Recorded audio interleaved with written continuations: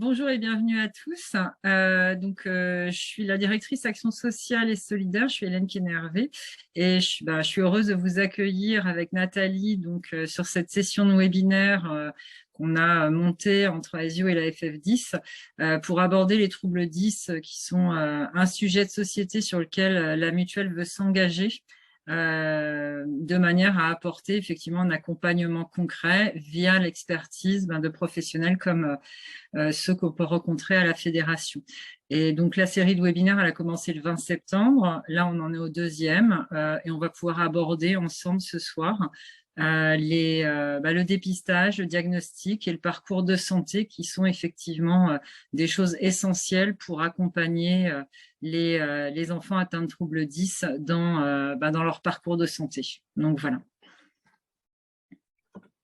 Merci beaucoup Hélène pour cette introduction très réussie. On va se présenter Nicole et moi-même. Je suis Nathalie Gros, présidente de la Fédération française des 10. Nicole. Je réactive le son. Moi, je m'appelle Nicole Philibert et je suis présidente d'une association régionale en Auvergne-Rhône-Alpes qui s'appelle Atoudis. Voilà, ça me permet de vous dire quel est le sujet qu'on va aborder. On va commencer par un état des lieux d'une enquête qu'on avait lancée il y a 5 ans. On va traiter le sujet comment les détecter, les troubles 10, et puis vers qui se tourner. Vous allez voir que ce n'est pas si facile que ça. Et on aura un petit quiz et bien évidemment un temps de questions-réponses largement, le plus possible de manière à pouvoir échanger. Alors, l'association, la Fédération française des 10, qui est une association, elle réunit l'ensemble des associations sur le terrain que vous devez connaître sous certaines appellations. Il y a l'Association nationale comme Avenir Dysphasie, APEDA 10 France, les dyslexiques de France, Dyspraxie mais fantastique, la dyspraxie tête en l'air. Et ensuite, des associations régionales, départementales, ça dépend, et dont Atoudis fait partie pour Rhône-Alpes, Auvergne-Rhône-Alpes. Donc la fédération, elle est le porte-parole de l'ensemble des 10 des familles auprès des pouvoirs publics et des ministères. Donc on est constitué depuis 98, donc 24 ans, et le but de cette fédération, c'est de s'unir pour porter une parole unique devant les pouvoirs publics et dire voilà de ce qu'on a besoin et comment les textes devraient avancer pour que ça soit meilleur sur le terrain. Donc il n'y a pratiquement que des parents, je vous ai dit 150 associations, on est engagé en Europe, on siège dans multiples conseils nationaux consultatifs où on donne notre avis, que ce soit la Caisse nationale de la solidarité pour l'autonomie ou le CNCPH, le Conseil national consultatif des personnes handicapées, mais également des tas de comités de suivi de l'école inclusive et des tas de groupes de travail qui nous permettent de faire avancer les dossiers nationalement, mais également régionalement par des porte-paroles qui sont issus des associations regroupées sur la droite. Alors, nous avons un comité scientifique, 15 experts, qui nous permet donc d'avoir des avis, des recommandations. Ce sont des professionnels à la fois médecins, orthophonistes, ergothérapeutes, neuropsychologues, et c'est des personnes très au fait des 10 et surtout qui nous aident à avoir un point de vue professionnel devant les pouvoirs publics. L'avis du comité scientifique a tout le poids et l'or du monde, comme on dit, pour dire finalement si des experts se sont réunis autour d'un plat pour dire que c'est ça qu'il faut faire pour que ça aille mieux, c'est extrêmement écouté. Et on organise chaque année la journée nationale des 10 autour du 10-10, un jeu de mots, 10 octobre. Donc, beaucoup d'événements ont commencé à partir de samedi 8 octobre.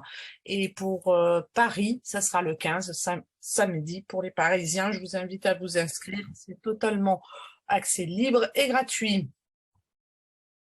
Alors, on va rentrer dans le cœur du sujet qui est état des lieux. Donc, pour ceux qui ont suivi le premier webinaire, celui-là est un peu plus technique, mais c'est important pour les jeunes parents qui seraient connectés, ou même les professionnels, de voir où on est, qu'est-ce que les pouvoirs publics ont fait ou vont faire, parce que c'est toujours mouvant, Et puis surtout, ça donne un peu de l'espoir, même si l'état des lieux, vous allez voir, est pas finalement aussi net. Alors, euh, euh, pour pouvoir interpeller les pouvoirs publics, on fait des enquêtes de temps en temps et on dit voilà le constat et voilà ce qu'il faudrait peut-être améliorer. Donc cette enquête, elle a été lancée il y a un peu plus de 5 ans.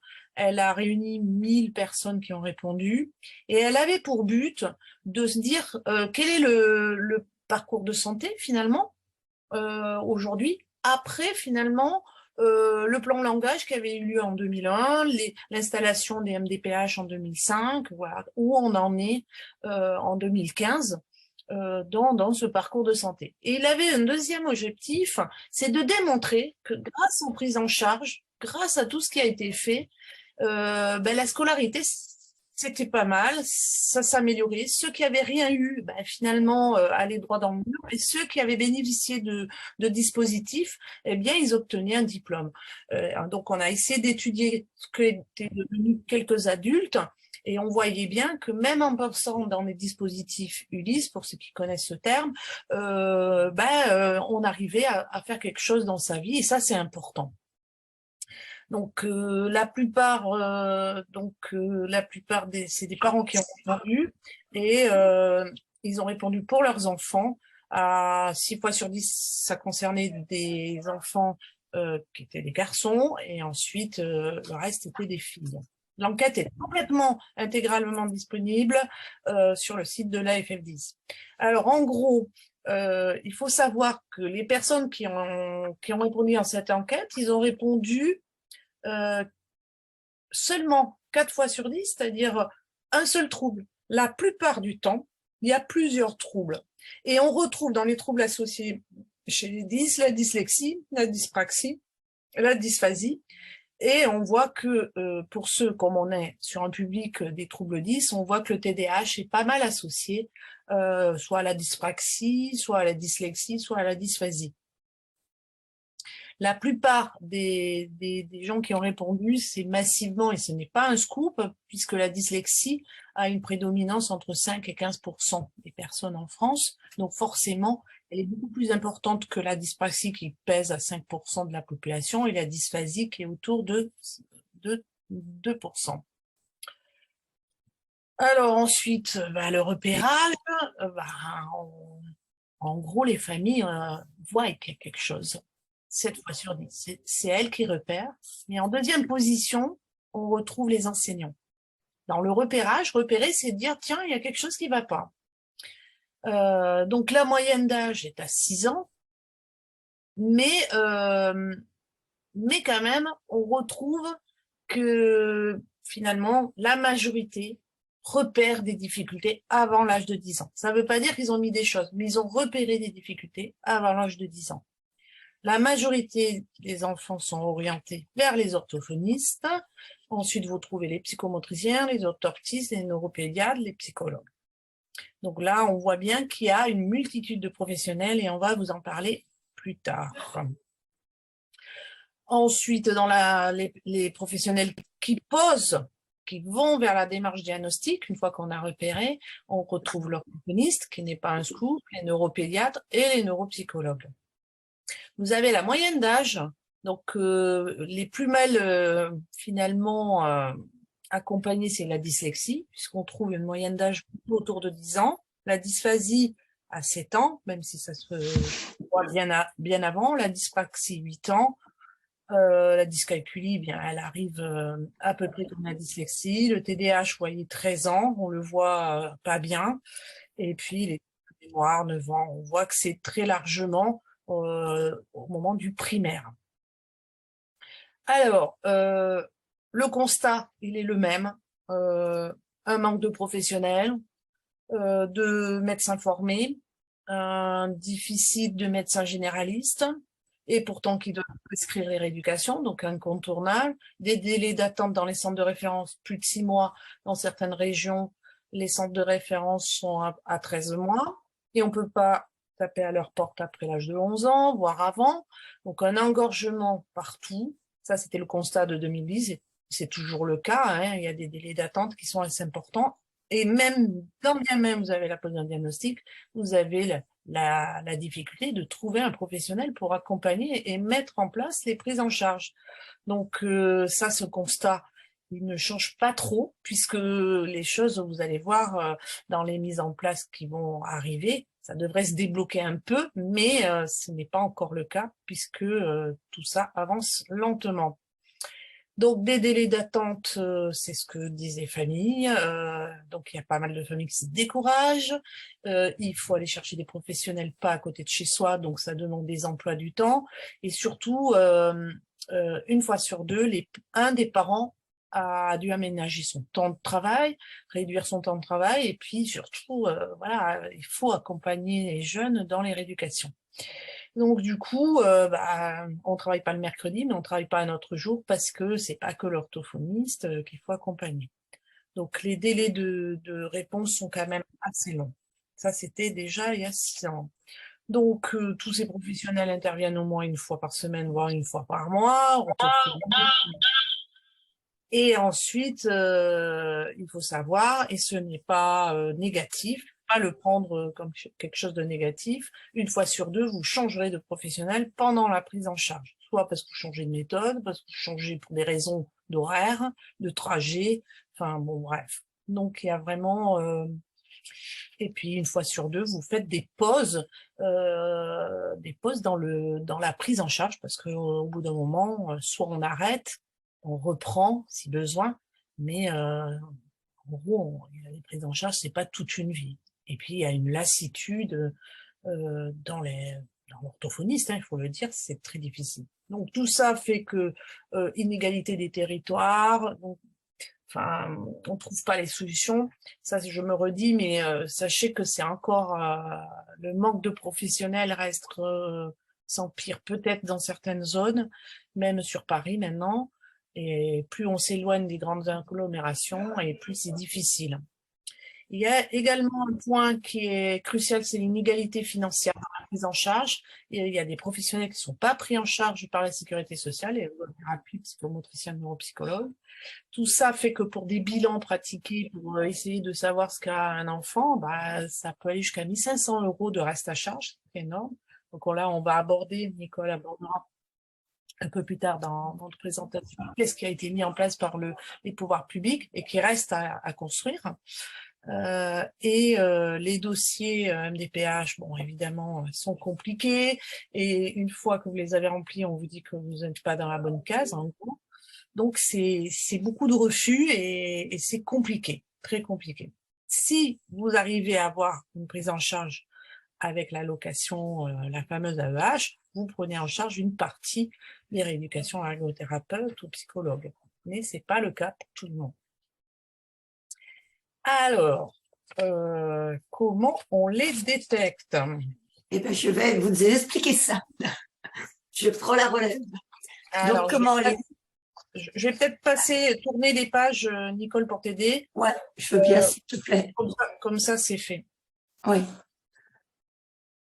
Alors, ce qu'il faut savoir, c'est que tout découle de la Haute Autorité de Santé. La Haute Autorité de Santé, c'est une autorité indépendante à caractère scientifique qui est là pour donner des recommandations et éclairer les décisions du gouvernement.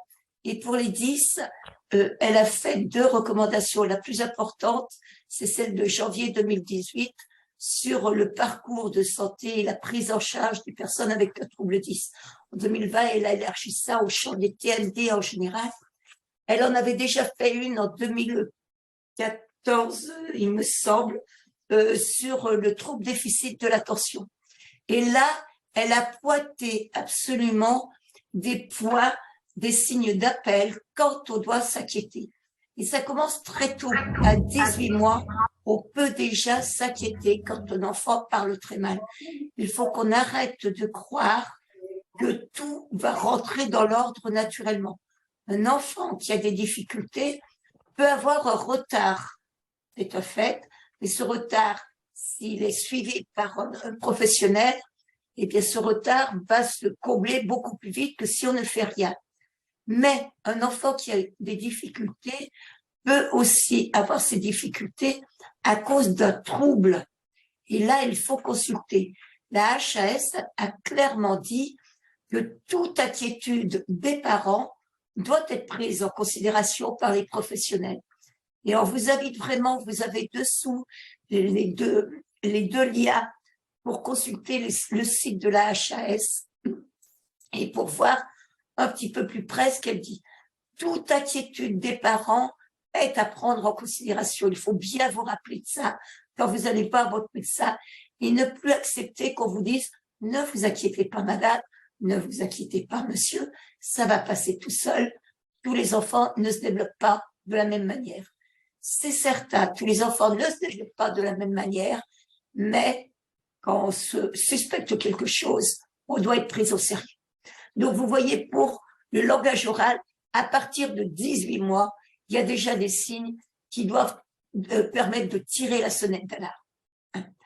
Et ça permet d'aller voir les professionnels de santé. Est-ce que tu peux tourner, s'il te plaît? Voilà. Donc, vous voyez après, vous avez 18 mois, vous avez après à 24 mois, quand le langage est très pauvre, quand les enfants n'arrivent pas à s'exprimer. Très souvent, quand un enfant a un frère ou une sœur aînée, on voit la différence. C'est plus compliqué si c'est le premier enfant. Mais on voit aussi par rapport à ses copains ce qu'il arrive à faire ou pas. Donc, vous avez toujours raison de vous inquiéter. Peut-être que vous serez rassuré très vite, mais vous avez raison de vous inquiéter et d'en faire part aux professionnels. Donc, vous voyez, pour le langage oral, dès 18 mois, et après au signe de l'âge qui grandit, il y a d'autres signes qui peuvent s'instaurer et qui peuvent être vraiment des signes d'appel. Tu veux tourner, voilà. Par exemple, pour le langage écrit, c'est un petit peu plus tard, parce que c'est vraiment avec l'entrée dans l'écriture qu'on va pouvoir voir des signes, vraiment. Mais dès le deuxième trimestre du CP, si votre enfant a des difficultés à suivre, vous voyez, s'il ne fait pas le lien entre les signes écrits et le son qui est représenté, là, il faut s'inquiéter. Et il faut aller voir. Et vous voyez que vous avez des signes déjà. Allez voir vraiment sur le site de la HAS ce qu'il en est. Donc, langage écrit, le CP. Mais très souvent, les enfants qui ont des difficultés du langage écrit vont auparavant avoir des difficultés de langage oral. Ça veut dire qu'on peut commencer des rééducations très tôt. Si c'est un retard, ça va s'effacer. Si c'est un trouble 10, ça va perdurer dans le temps. Et après, Nathalie, s'il te plaît, si tu peux mettre la suivante. Voilà. Donc, vous voyez, parce que si là, 12 ans et 11 mois, c'est déjà tard pour s'inquiéter pour les enfants. Mais il y a des enfants, ça veut dire quoi? Ça veut dire qu'il y a des enfants qui passent à travers. Et donc, il n'est jamais trop tard pour s'inquiéter et il n'est jamais trop tôt pour s'inquiéter. Parce qu'un enfant comme ça, qui écrit comme ça veut dire qu'il y a quelque chose. Pour le calcul, vous voyez, dès la grande section de maternelle, on a les bébés ont le sens des petits nombres très très tôt. Il y a des études, il y a des très jolis films sur YouTube sur le bébé et la connaissance de la notion du nombre. Allez les voir, c'est très enrichissant. Les bébés ont la notion des petits nombres très vite. Si les bébés n'ont pas la notion du petit nombre, il faut déjà s'inquiéter. Si tu veux la suivante, voilà. Alors, pour les praxis, c'est aussi bien à l'école où on va voir des choses, mais dans la vie courante. Vous savez, quand les enfants ont du ballon à mettre dans les boîtes à forme, c'est vraiment un signe d'appel. Ils prennent la bonne pièce, ils n'arrivent pas à la mettre dans le bon trou. Elle rentre pas tout à fait. Ils ont du mal à s'habiller, ils ont du mal à faire tout un tas de choses. Les petits jeux de manipulation, ils y arrivent pas bien. Il faut s'inquiéter, il faut en parler à son médecin. Et très souvent, il n'y a pas qu'un seul signe. Il y a des petits signes qui font que, aussi, c'est pas tout à fait comme le reste. Inquiétez-vous, vous avez raison.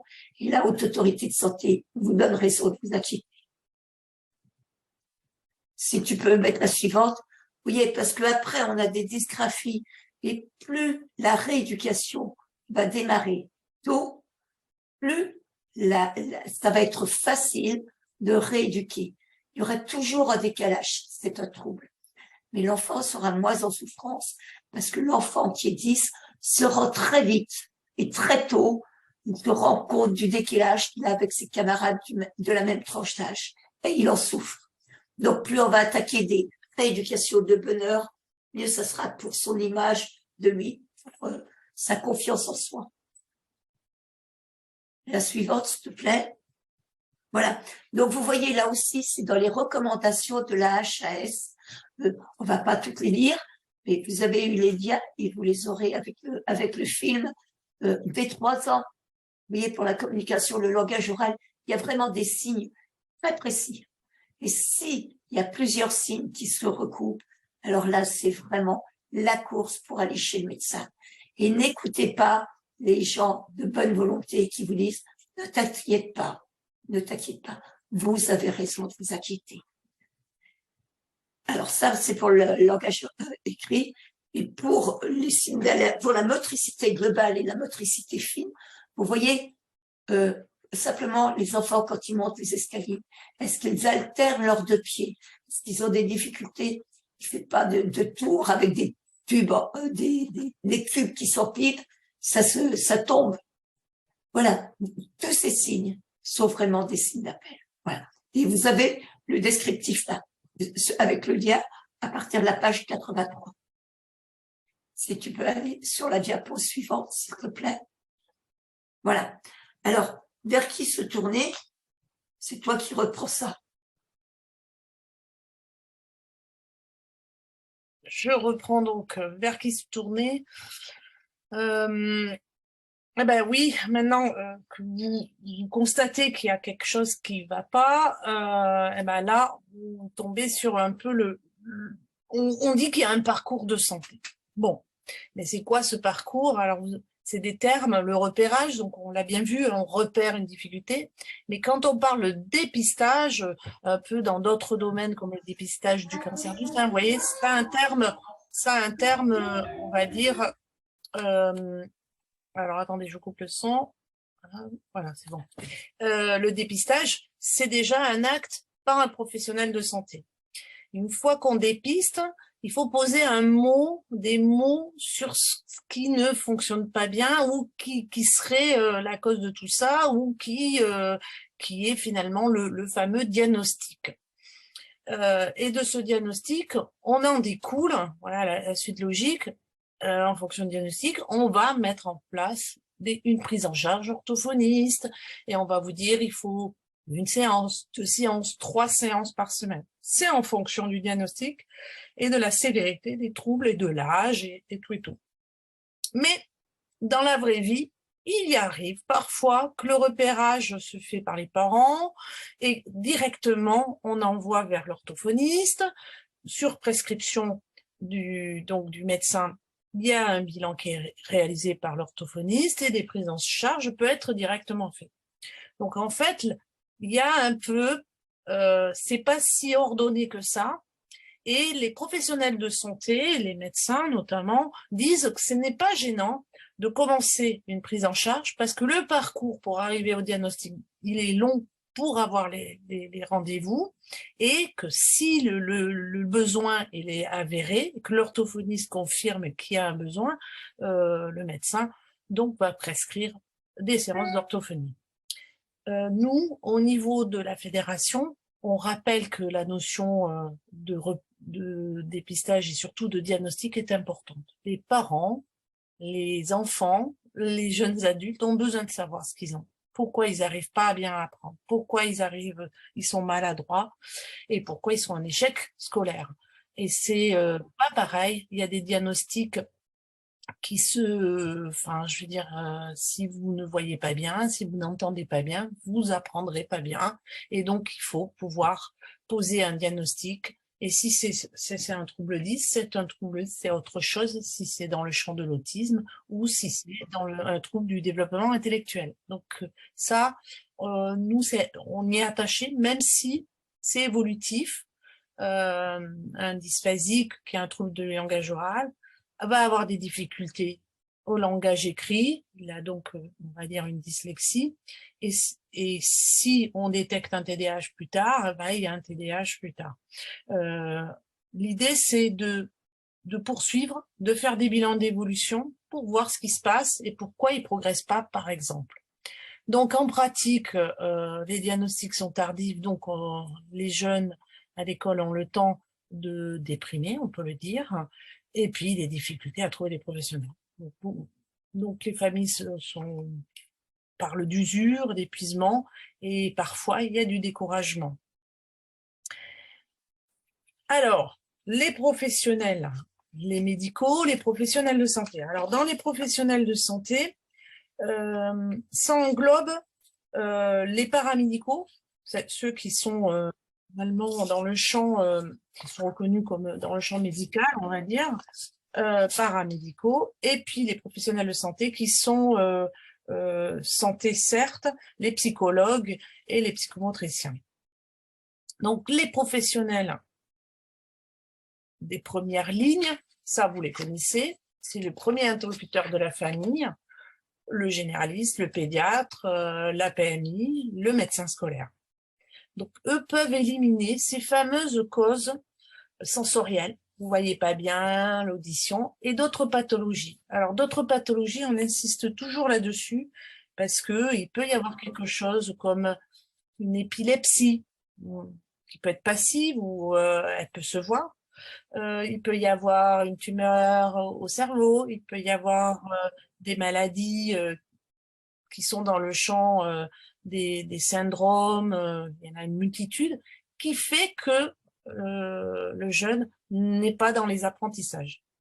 Alors pourquoi il faut explorer tout ça? Parce que tout simplement, on va rechercher le fameux diagnostic qui, quelque part, va permettre de mettre les bonnes prises en charge avec les professionnels adéquats. Donc là, pareil, il y a les bonnes pratiques édictées par la Haute Autorité de Santé. Et ce qui est important sur les médecins de deuxième ligne, donc la première ligne, c'est ceux que vous voyez. Les deuxième lignes et troisième ligne, c'est le centre de référence. Les fameux centres de référence qui ont été créés en 2001 et où il y a 13 ou 18 mois d'attente parfois. Ce qui est important, c'est que la deuxième ligne soit bien formée. C'est-à-dire que ce soit des professionnels spécialisés les troubles 10 ou TDAH. Et là, pour ça, il y a un cahier des charges, c'est-à-dire des compétences, des diplômes universitaires et surtout une spécialisation dans ces troubles-là. Donc, on trouve les neurologues, les neuropédiatres et les pédopsychiatres. Alors, pourquoi on vous dit ça? Ça vous paraît curieux quand même. Peut-être que non, parce que ces professionnels de santé, généralistes, pédiatres, neurologues, neuropédiatres, pédopsychiatres, n'étudient pas les troubles 10 dans leurs études. Ils se spécialisent. Donc, s'ils ne se spécialisent pas, leurs compétences, ils ne sont pas capables de vous dire exactement ce qu'a votre enfant. Voilà. Donc ça a été dit dans les recommandations de décembre 2017. Voilà ce qu'il faudrait. Donc les centres hospitaliers, les universitaires ou non, tous ne sont pas centres de référence, ils s'appellent centres de référence des troubles du langage et des apprentissages. Il y en a au moins un par ex-région. Il y a également dans des cabinets qui se sont spécialisés, mais attention au dépassement d'honoraires. Ils sont un peu fléchés, c'est des personnes qui se spécialisent dans les troubles 10, qui prennent pas mal de 10. Voilà. Donc, il n'y a pas de panneau devant eux en disant « je suis spécialiste de 10 », hélas. Donc, les professionnels de santé, on va les passer en revue, et c'est vrai que c'est un peu la jungle pour ceux qui ne sont pas de la profession. Donc, je vous redis, votre généraliste, le pédiatre, la PMI et le médecin scolaire sont des premières lignes, et il y a des professionnels là-dedans qui peuvent se spécialiser et qui deviennent des deuxièmes lignes, qui permet finalement de faire des synthèses médicales des différents bilans de l'ensemble des professionnels de santé. Donc, selon les difficultés, vous avez les professionnels qui ont cette compétence, l'orthophoniste, le langage oral écrit et la logico-mathématique. Vous avez également l'orthoptiste, vous voyez, elle, c'est plutôt liées à tout ce qui est au champ visuel. La motricité globale, là on retrouve structuration faciale, donc les psychomotriciens. Vous avez également les ergothérapeutes qui font à peu près la même chose, mais pas pareil, on va dire. Donc les ergothérapeutes, ils vont sur sur la vie à l'endroit où vivent les personnes. Le psychomotricien, vous allez chez lui, vous allez dans une salle, alors ça ressemble souvent à une salle de sport. Donc c'est pas tout à fait la même approche, mais le but c'est quand même d'arriver à rééduquer l'organisation spatio-temporaire. Vous avez le psychologue qui souvent est spécialisé en neuropsychologie. Alors pourquoi on dit neuropsychologie? Parce que il va étudier comment le cerveau fonctionne. Il ne va pas se contenter de vous faire un bilan de QI, il va aller regarder vraiment un examen global et il ne va surtout pas vous dire que, par exemple, c'est la faute de papa et de maman parce qu'ils ont divorcé. C'est vraiment les professionnels qui se sont spécialisés dans les bilans psychométriques vont aller rechercher les points forts et les points faibles et là vous allez, et c'est grâce à ces bilans que les autres professionnels vont pouvoir équilibrer et mettre en place les bonnes rééducations en s'appuyant sur les points forts de la personne. Donc là, on est vraiment sur la plupart des troubles 10 sont diagnostiqués neuropsychologue, orthophoniste, avec une synthèse médicale, et on va rajouter l'orthopticien, un problème de vision, le psychomotricien ou l'ergothérapeute, un problème de motricité.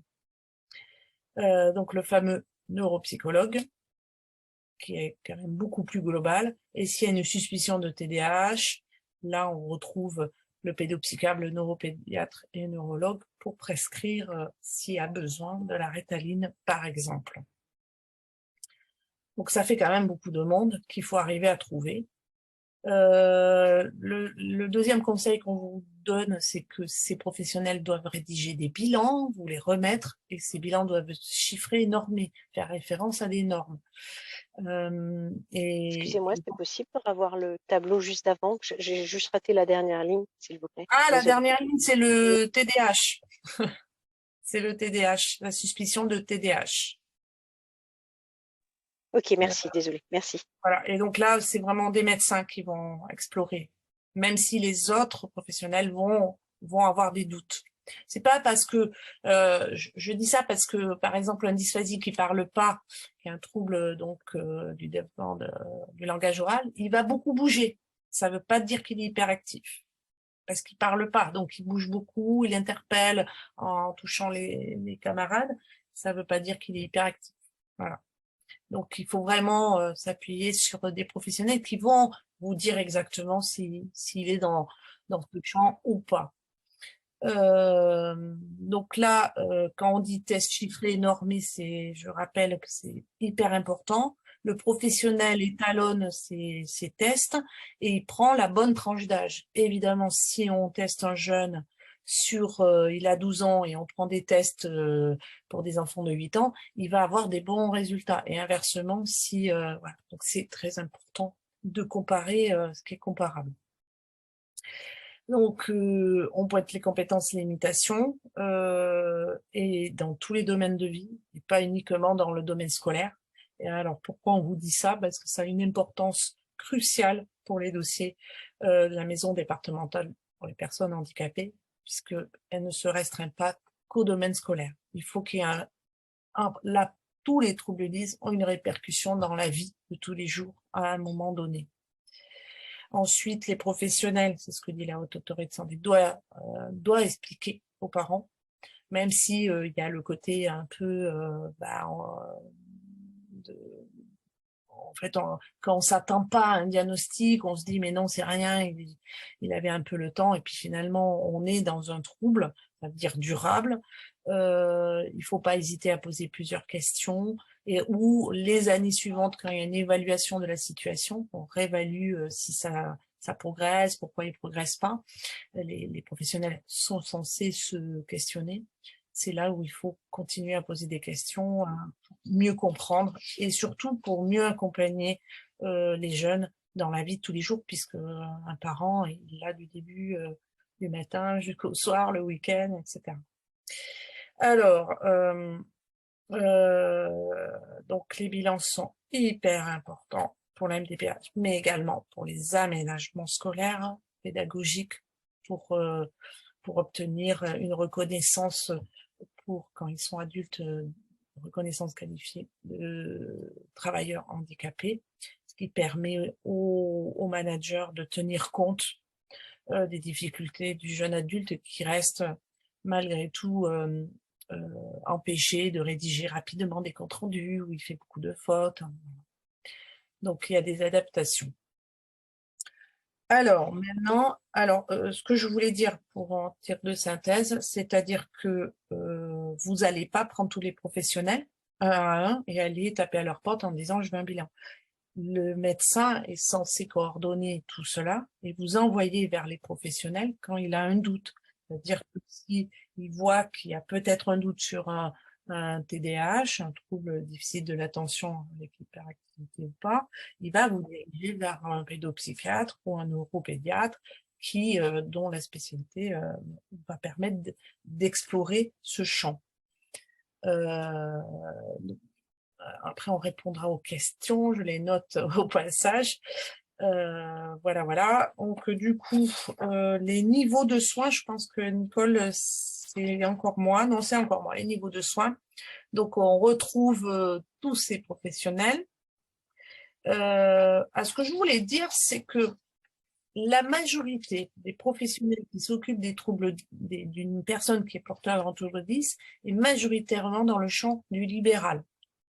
Il y a des orientations en CESAD, c'est-à-dire dans le champ du médico-social, où vous pouvez accéder à une équipe pluridisciplinaire, mais là encore, il faut pouvoir passer l'étape de la MDPH qui vous oriente vers ces équipes-là. Il y a une deuxième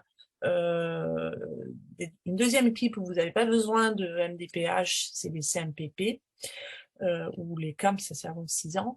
Mais là, encore prudence, bien s'assurer que la spécialité du psychiatre ou des professionnels est bien dans le champ des 10, parce que tous ne s'occupent pas du champ des troubles des apprentissages.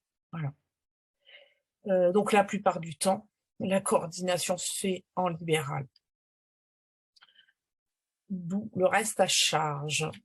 Donc, vous avez les niveaux, le niveau 1, quand c'est simple, la Haute Autorité de Santé dit quand c'est simple, c'est qu'il y a un seul professionnel qui intervient.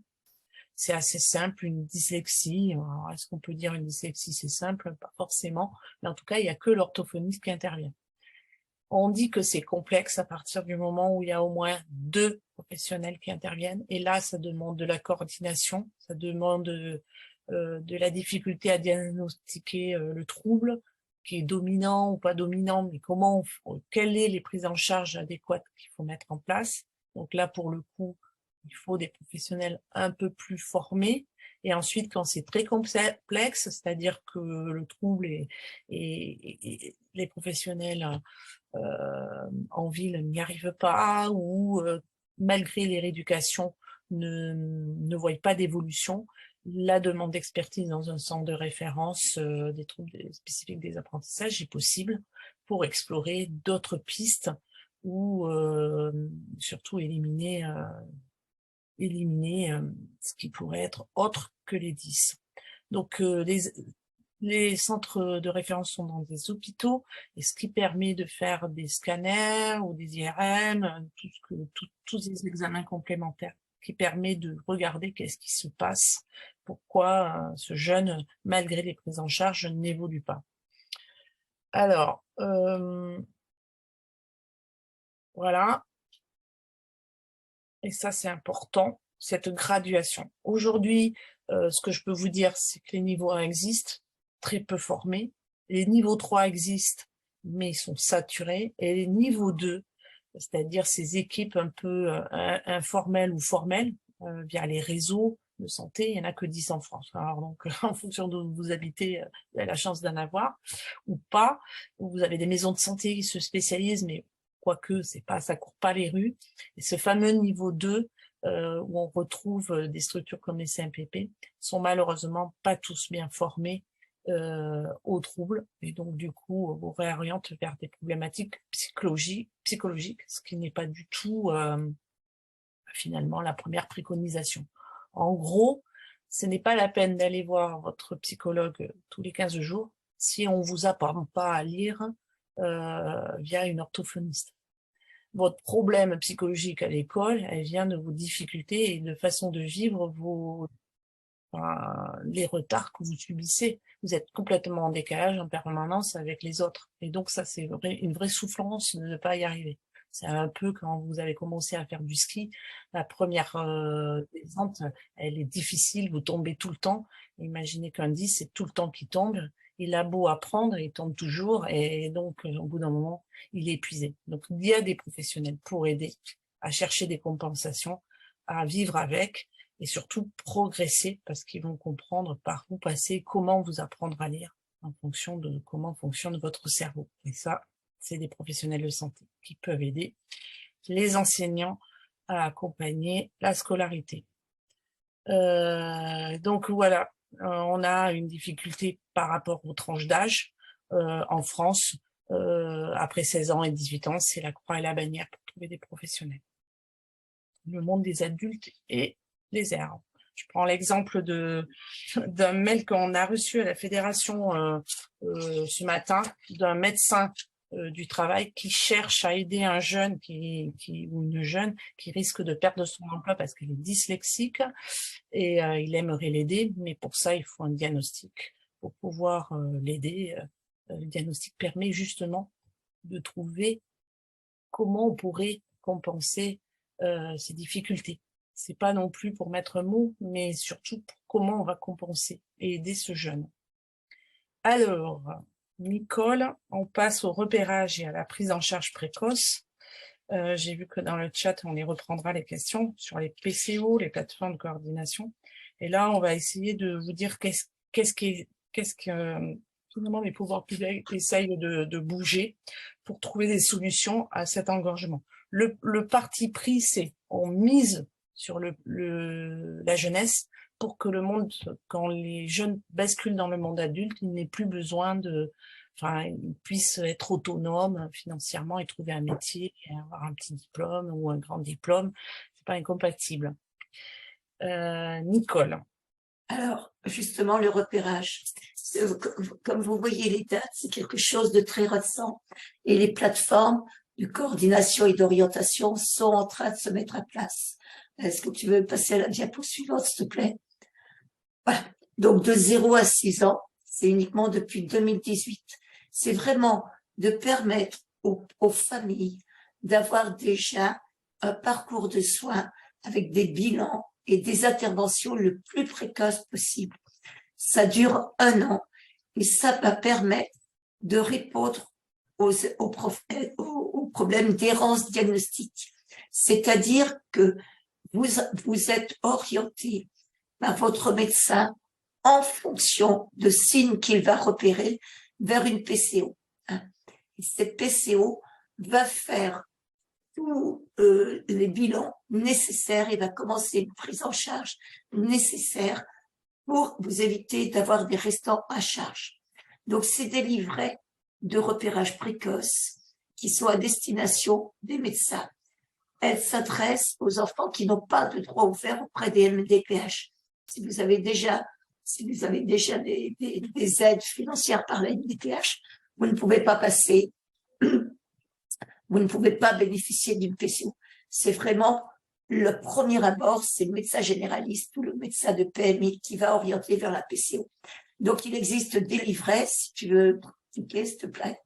Il y a 2 livrets. Il y en a un qui est plus en direction des parents et des professionnels de la petite enfance. Et le deuxième s'adresse aux médecins. C'est-à-dire que vous, parents, avec les professionnels de la petite enfance, vous remplissez le premier livret. Et en fonction des signes qui sont repérés, vous allez voir votre médecin qui va les retransmettre sur des grilles, sur le livret qui lui est destiné. Si tu veux aller sur la diapo suivante. Voilà. Donc, ce livret s'adresse dans les centres sociaux, les crèches, tout ce qui touche la petite enfance. Hein. Ça va à peu près jusqu'à 3 ans. Il ne permet pas de faire de diagnostic, mais c'est simplement croiser le regard. Moi, j'ai repéré quelque chose. Vous avez repéré quelque chose aussi. Ah, c'est à peu près pareil ce qu'on repère. Eh bien, on s'inquiète. Voilà. Si tu veux cliquer, c'est vraiment de croiser le regard et d'observer ce qui est inhabituel et d'observer les signes, relever les signes qui peuvent inquiéter. Sur le slide suivant, et vous avez un exemple. Vous voyez, il y a des grilles d'observation qui sont entre 6 mois et 3 ans. Donc, par exemple, à 36 mois, je sais monter en escalier seul. Bah, à la maison, on m'a vu le faire, en hésitant ou avec une aide. Les professionnels m'ont vu le faire de la même façon. Et en fonction du nombre de cases qui est coché, eh bien, on va aller voir le médecin généraliste.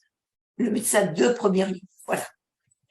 L'après, donc celui-ci, c'est un ouvrage qui est réservé aux médecins, généralistes, pédiatres, PMI ou scolaires. Ça va aider à orienter les familles vers ces plateformes de coordination, parce que c'est les points clés du développement. Alors, vous avez vu qu'on vous a passé aussi les tableaux qui étaient faits par la HAS. Vous pouvez les indiquer des signes qui ne sont pas forcément marqués sur ce livret. Vous pouvez les indiquer au médecin. Il y a des pages blanches là-dessus. Et vous voyez, jusqu'à 6 ans, vous avez des signes d'alerte. Il y a des grilles pour toutes ces tranches d'âge.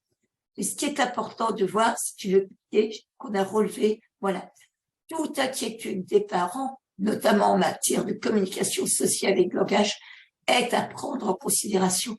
Donc, il ne faut pas avoir peur de relever des signes et d'aller voir son médecin.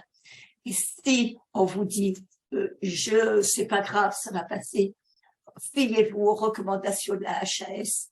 Vous avez les liens pour les télécharger, lisez-les et allez voir votre médecin avec ce livre de la HAS. Alors, les plateformes pour les 7-12 ans sont en train de se mettre en place. Les premières vont sortir en 2023. Il y en aura moins. C'est un livret de repérage qui est fait d'une façon différente. Parce que là, l'enfant est à l'école. Il y a quand même beaucoup de signes, particulièrement en ce qui concerne le langage écrit, le calcul, qui vont se révéler beaucoup plus prégnants à l'école. Donc, il y a 3 volets. Un qui est à remplir par la famille, un qui est à remplir par l'enseignant et un qui est rempli par le médecin. Et c'est là où ça va aussi, pour les 7-12 ans, libérer des forfaits d'intervention précoce pour les interventions des psychologues, des ergots et des psychométriciens qui ne sont pas pris en charge par la sécurité sociale. Donc, ça permet de commencer des soins sans avoir à monter un deuxième DPH et de commencer des soins sans avoir un reste à charge pendant 1 an. Et quelquefois, ça peut aller, en fonction de la gravité, ça peut aller jusqu'à 18 mois. Donc, soit les soins sont pris en charge par des structures qui ont signé une convention avec la PCO, hein, des structures telles que les CMP, les CMPP, les CAPS, ils ont signé une convention. Donc, théoriquement, on doit être tranquille avec eux parce qu'ils doivent suivre les recommandations de bonne pratique de la HAS, mais on vous suggère d'être quand même vigilant par vous-même pour bien voir ce qu'il en est sur ces recommandations et qu'elles soient bien mises en place. La deuxième façon, c'est soit des structures et des professionnels libéraux. Et la troisième façon, c'est que des professionnels libéraux qui ont contractualisé avec la PCO. Et voilà. Donc, ils touchent, les professionnels libéraux touchent des forfaits en fonction des bilans et des prises en charge qu'ils font. Donc, vous voyez un forfait bilan plus des interventions pendant 1 an en ergo ou en psychomotricité. Le professionnel touche un forfait de 1 500 €, ce qui fait qu'il n'y a pas de reste à charge pour la famille. Ce qui peut permettre d'avoir le temps de monter un deuxième DPH, de demander en même temps l'allocation de l'enfant handicapé et peut-être même des compléments à cette aide pour ne pas avoir de frais. Le but des PCO, c'est vraiment une prise en charge la plus précoce possible et un reste en charge de 0 pour les familles pendant 1 an. Mais toujours vérifier quand même que tous les professionnels qui soient là-dedans suivent les recommandations de bonne pratique de la HS. C'est bon, tu peux tourner. Alors, ce qu'on vous propose, c'est de faire une pause. On est un peu en retard, mais c'est pas grave, on avait commencé avec 5 minutes de retard. On va vous lancer un quiz. Alors, vous allez voir les questions, c'est pour voir si vous avez compris l'essentiel, sachant que elles peuvent poser des questions, on va dire, vous pouvez hésiter, mais c'est pas grave. Le principal, c'est qu'on puisse revenir dessus et vous redonner quelques notions en fonction de ces questions. Alors, les 3 questions qui vous sont posées, c'est, je vais le lancer, le sondage, c'est les troubles 10 se détectent avant 10 ans, point d'interrogation. La majorité des prises en charge étant libérales, point d'interrogation. Et les troubles 10 sont repérés par les professionnels de l'éducation nationale. Alors, je lance le sondage, ce qui nous permettra de... Ça nous fait une mini pause et on vous fait un peu travailler, on va dire. Voilà.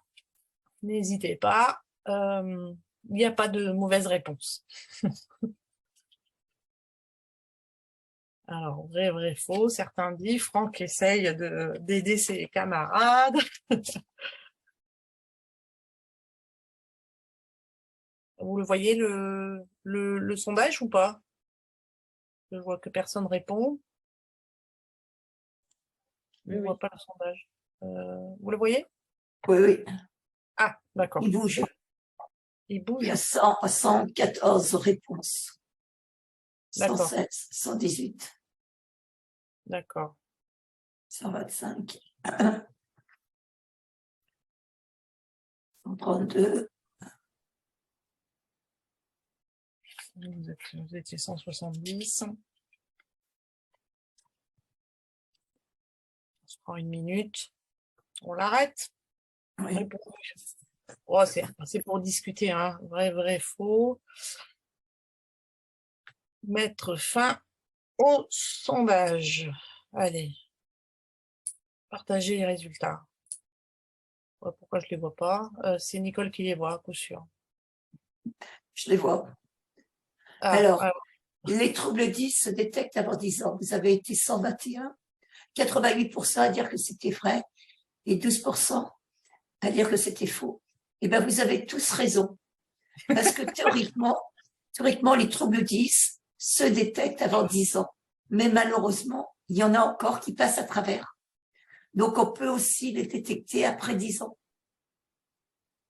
Mais dans un monde qui serait bien fait, tous les troubles 10 devraient être détectés avant 10 ans. On n'en est encore pas là. Donc, les 2 réponses étaient exactes parce qu'il y avait 2 solutions. La majorité des prises en charge étant libérales. Vous avez répondu 84% que c'était vrai, 16% que c'était faux. Effectivement, il y a plus de personnes en libéral pour prendre les 10 en charge. Donc, très souvent, les prises en charge se font en libéral. Il est effectivement vrai qu'il y a aussi d'autres prises en charge par le médico-social. Hein. Et puis, les troubles 10 sont repérés par les professionnels de l'éducation. Vous avez été 75% à dire que c'était faux, parce que effectivement, les professionnels de l'éducation peuvent repérer les troubles 10, mais ils ne sont pas tout seuls. Les troubles 10 peuvent être repérés par tout le monde. C'est-à-dire le décalage d'un enfant par rapport à sa tranche d'âge peut être repéré par n'importe qui. Et après, ce seront les professionnels de santé dont les médecins qui vont faire le diagnostic. Voilà. Mais vous avez totalement raison. Les troubles 10 peuvent être repérés par absolument tout le monde. Voilà, c'est tout bon pour le sondage. Bravo, vous avez bien écouté.